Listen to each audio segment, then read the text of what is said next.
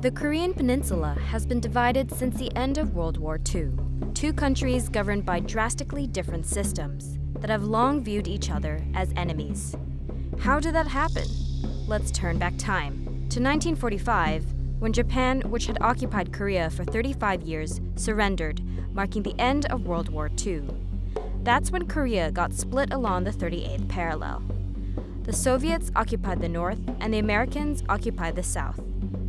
With the start of the Cold War, two separate states were created: the Communist Democratic People's Republic of Korea and the Capitalist Republic of Korea. On June 25, 1950, North Korea invaded the South in an attempt to unify the peninsula under communism. A United Nations military effort, made up mainly of U.S. forces, came to the aid of the South Koreans and repelled the North Koreans back across the border. In October 1950, the UN and South Korean forces went into the north to finish the war, but were met by a surprise counteroffensive by Chinese troops who had come to the aid of their communist neighbor. The fighting continued until July 27, 1953, when an armistice was signed to end hostilities. By then, more than 2 million people had been killed, and the peninsula was devastated. But the war was never declared officially over.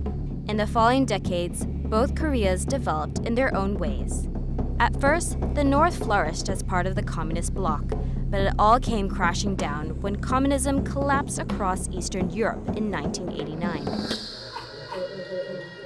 South Korea, in the meantime, had transformed itself from a mainly agricultural economy to one of big business and became a flourishing democracy.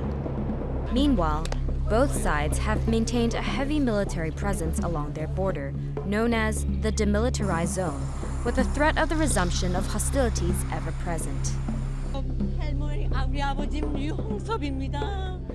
Over the years, there were signs of progress between the two Koreas, such as organized reunions of families that had been separated during the war, and a special industrial region where South Korean companies employed North Korean laborers to work in their factories.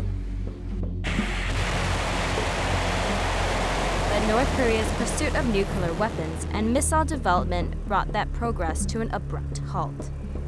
Since 2006, the country has conducted 6 nuclear tests and fired dozens of missiles, despite international condemnation and increasingly severe economic sanctions.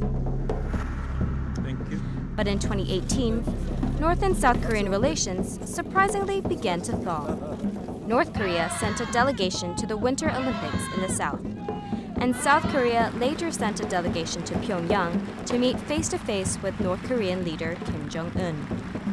That paved the way for the first meeting between the North and South Korean leaders in over a decade, and for an even bigger bombshell meeting between Kim and US President Trump. These landmark encounters could be important steps to diffusing tensions and eventually bringing peace on the Korean Peninsula after nearly 7 decades of division.